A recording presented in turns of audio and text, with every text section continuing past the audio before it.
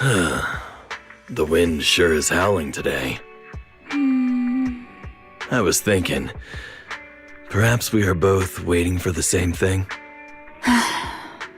Oh, please torment this poor heart no longer. If you will not lower your guard, then I shall gladly cast aside my pride, for I have long since surrendered to your angelic charm. My fair lady, would you do me the honor of joining me for dinner? Oh, apologies. My mind wandered for a moment. Was there something important you wish to discuss?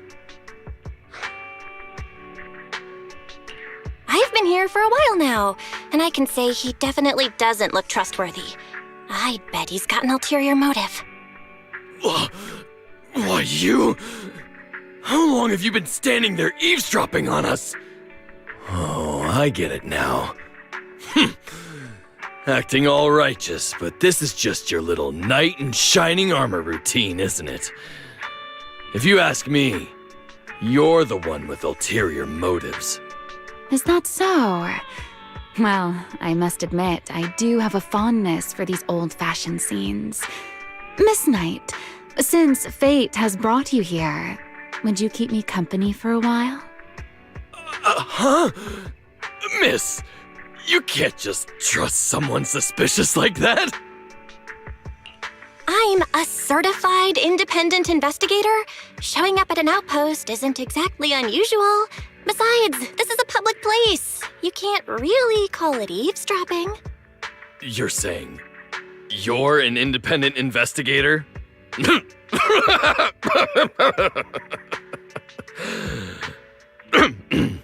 Forgive me. I merely thought of something amusing. Since we're introducing ourselves, I suppose I should share my title as well. In truth, I am none other than the legendary proxy Phaethon. No, wait. Perhaps I should say I'm one of the first-generation Void Hunters. Joyous? Maybe you should be calling me the OG proxy instead. If he knew he was standing in front of Phaethon and one of Joyous's comrades, he'd probably want to jump off the tower.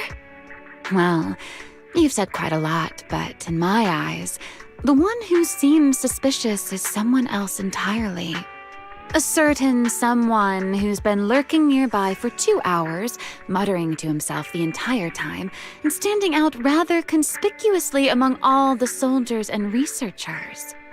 What? So you noticed? My apologies. I suppose my behavior was indeed a little suspicious. Fine. I admit I may have been too forward. But please remember this. Someone once spent 2 hours psyching himself up, rehearsing his lines hundreds of times just for the chance to speak to you.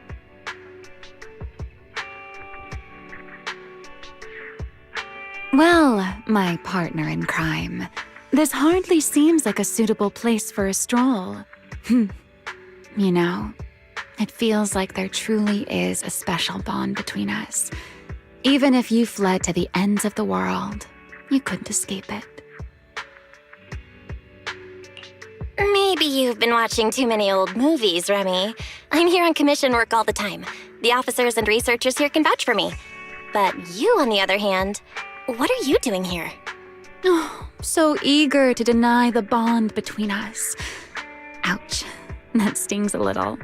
If I said that, I happen to be passing by just like you, would you believe me? Fine, don't tell me then. You can keep hiding things from me like before. Maybe you think it's better that way, but one day I'll make you change your mind. You sound so optimistic, but deep down, you're still a little angry, aren't you? All right, I'll stop teasing you. See that enormous dark shape in front of us? That's what I came to observe. You mean Hollow Zero? Unless there's some kind of anomaly, you can't really see anything with the naked eye. Besides, White Star Institute has countless devices monitoring it. True. I've been observing it for quite some time and still can't see any patterns. But those complicated devices and monitoring reports are also way beyond me. Meanwhile, that drunkard of all people can tell so much just by looking. That drunkard? Who are you talking about? Wanna know? I'm not telling. Oh, don't give me that look. Fine. It's hardly a secret. I only wanted to see your curious face a little longer. But if you want to hear the answer, you'll have to come a little closer.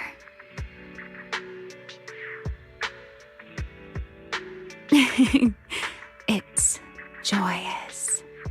The guy that was mentioned just now. He was always completely drunk. Don't you have anything about that in your historical records? Who knows how much Mayflower sugar-coated things? Come to think of it, before Rosetta Data even existed, Joyous could wander in and out of the hollows as he pleased. How in the world did he manage that? Honestly, this all still feels impossible to me. Being with you and hearing you talk so freely, it's blowing my mind. So, you really did live with them, didn't you? Hey, I am, after all, a void hunter and just as powerful as they are. Story time is over. My secrets are quite valuable, you know. Have you decided what to trade for them? You haven't, have you? All right, then I will decide for you. Your payment shall be a little more of your time. Wait, I only got your message a few minutes ago. How did you get here so fast? Don't tell me you actually flew here? You are a sharp one. I flew straight from Central Park to Amber Hall. I'm afraid quite a few people saw me along the way. Don't look so worried. I'm only teasing. Surely a wanted criminal would not parade openly through the streets. I just happened to be nearby, so I dropped in. All right, back to the topic. So, what type of film does our manager with refined taste think I would like? How about a nostalgic old film? More specifically, This Is How I Am. It's actually one of the titles that best represents our store's taste. You never got the chance to see it because Gravity Cinema wasn't showing it, right? This is the perfect chance to make up for that. Oh, it seems you've really done your homework. Although, now that I think about it, I must have seemed like a villain to you back then, right? Even so, I am still a little upset. A certain detective who disrespects other people's privacy needs to be taught a lesson. Back then, you'd pop up out of nowhere and disappear just as quickly. You kept us guessing, acted all mysteriously charming, and had us chasing after clues left and right. So, if you think about it, weren't you the one to blame? Oh, turning the tables on me. In that case, this sharp-tongued manager deserves a little punishment. Let me see. Your punishment shall be sitting through this entire film with me. Well, I'm curious to hear your thoughts. Sorry to disappoint, but I don't think I can really put it into words. I've watched this movie with my brother more times than I can count. It's proof that the old world once existed. And just like that world, it always feels distant and hazy, yet somehow vividly real. I actually think that's a very fitting reaction. Because the movie holds a special meaning and carries precious memories for you and your sibling, it becomes difficult to put your impressions into words. That era is something you hold close to your heart and miss often. That alone is enough for me to understand. To me, it's unfamiliar and fascinating, practically an entirely new world. After all, the world I knew was slowly worn away by time. long before the hollows ever appeared. Speaking of which, a first-generation Void Hunter should very well be an ancient figure to you. Watching an old film with a person of the past must feel pretty strange, no? A person of the past? Remy, don't say it that way. New Eridu is our city, and it's your city too. It was rebuilt from the ruins of Eridu. The traces you left behind haven't disappeared, and neither have the things that mattered.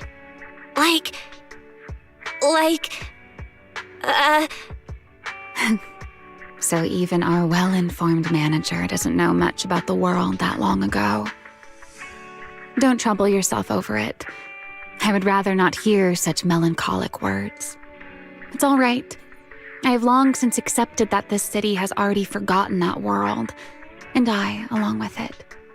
Ever since I woke up, I've been learning all about this new era. I pick things up quickly. After all, I was quite the genius in the old days, you know. Really? But you don't even seem to know about things like tea milk or nitro fuel? Even geniuses have their limits. After the old capital fell, society and culture became vastly different from the past. I haven't had time to understand it all yet. By the way, calling someone out when she's feeling down isn't a very nice habit, don't you think? Oh, okay. My bad. I swear to this first-generation Void Hunter, I'll turn over a new leaf. Good. I watched the film I wanted and got a promise from you too. I'll see you next time then. Wait, Remy, could you stay with me a little longer? What's wrong? Is my mischievous proxy reluctant to let me go? Or are you hatching some little scheme? Could you tell me about the old days? I mean, you know me and the world I live in, but I barely know anything about you. It feels a little unfair. It seems our proxy is not only knowledgeable, but quite eager to learn. All right, then I shall grant this small wish of yours. Let me think. How should I begin? I got it.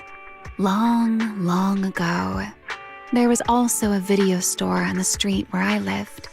Unlike your video store, every film there was blurrier than the last, but I still enjoyed visiting it after missions. I had little choice, really. Think about it. Stories were far more precious and rare than they are now.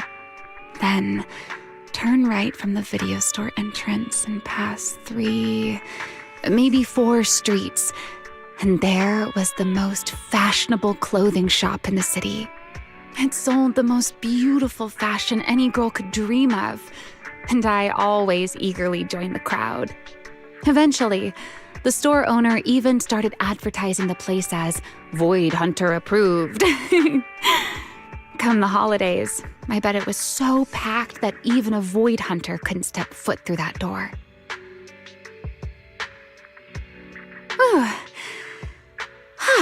Well then, after such a long story, is your curiosity satisfied?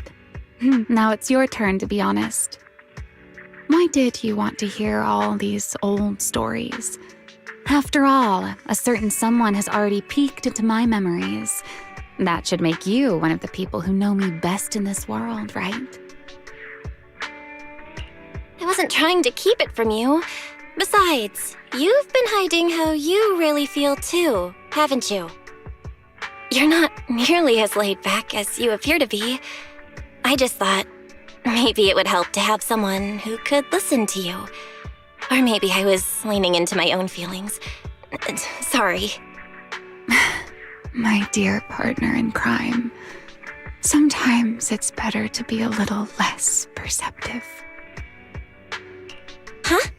Remy, did you just say something? If you're upset, I promise I'll apologize. No, it's nothing. And since you're being so sincere, I'll let you off this once. As compensation, I would like the highest tier membership card. A considerate, generous manager like you wouldn't refuse that, right? Thanks for your patronage. Looks like this month's earnings will barely be enough to cover the electric bill. Very well. I can't sleep either, so shall we chat for a while? Wouldn't just chatting be a little dull? How about a round of foodie fighters? I see. Has anyone ever told you that you're easy to read, my dear partner in crime? Coming to a girl's room in the middle of the night to play games. Our expert gamer is so childish.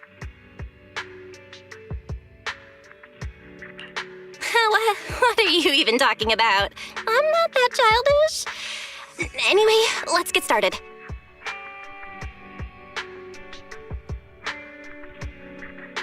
You've improved a great deal. I can tell you put in some time and effort. A bet is a bet, and I admit defeat. Sure, I won, but I'm not exactly thrilled about it. You went easy on me, didn't you? I didn't go easy on you.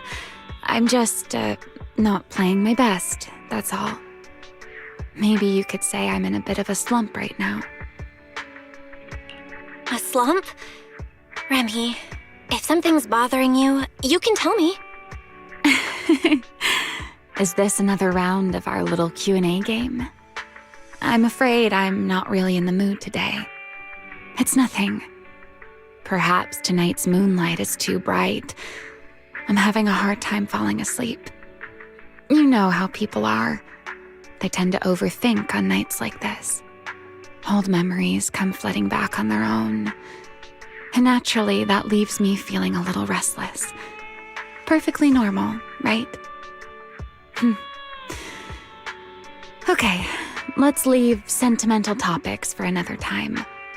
I wasn't trying to keep anything from you. Here's a little tip.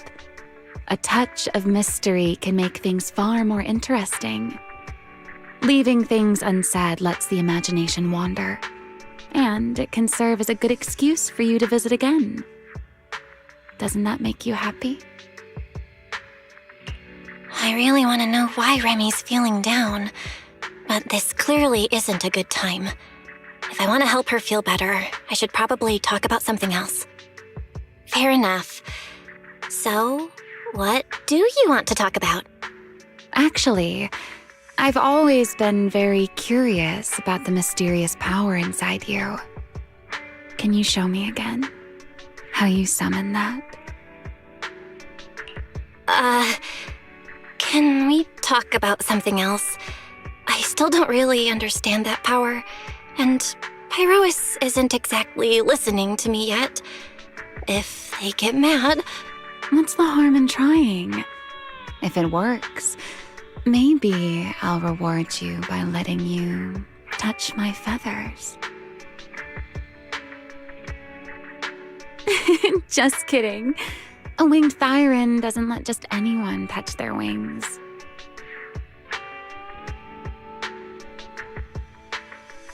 Do you remember our first meeting? Honestly, from that moment, I could faintly sense something special about you. I don't mean that power of yours. It was more like some vague, indescribable connection. I wanted to explore that feeling a little further. Unfortunately, the chance never came. After all, you are different from me. You have a precious sibling, and you are always surrounded by companions who like and trust you. As for me, this little outpost is all I have in the world. Perhaps that's why you always seem to find your way in whenever my guard is down. We're not so different, Remy. You can make real connections too. Like Cecilia. Well, she might still be a little scared of you. And Billy, if you're into Starlight Night, I bet you'd get along great. But forget all that for a second. Right here, right now, you've got a real person standing in front of you. if you don't mind, you can always come hang out at our place. It might get a little crowded, but that's part of the fun. And I'm sure Wise wouldn't mind at all. See? You always try to comfort me. This is why I don't want to discuss sad topics with you. This place may be a little rough around the edges, but I actually quite like it. It has arcade machines, a terrace, and moonlight whenever I look up. It suits me, doesn't it? Yeah, it really does. It feels very you. But actually, that's not what I meant. What I'm trying to say is, Remy, you don't have to keep your guard up so much around me. You don't have to pretend everything's okay. And you don't have to joke your way out of every serious conversation. It hurts seeing you do that. And it makes me feel like I can't get any closer to you. You know, you're also pretty easy to read, aren't you, my dear partner in crime? Thank you for sharing that with me, Belle. But I think you might be overreacting a bit. I really was just feeling a little down. I can face the past calmly now. And those things you said, just listening to them makes me feel a little embarrassed. Why did I say all that? What am I supposed to do now? Apologize? How do I even start? I wish I could crawl into a hole somewhere. I always thought you were the more reserved type. I didn't expect you to, well... If you need to blame something, blame the moon tonight. It seems it sent your mind wandering too. Still, I must thank you again, my dear partner in crime. Thank you for being willing to open up to me. It truly makes me happy. Anyway, the night's still young. How about another round of foodie fighters? Just to let you know, I think I'm going to win this one.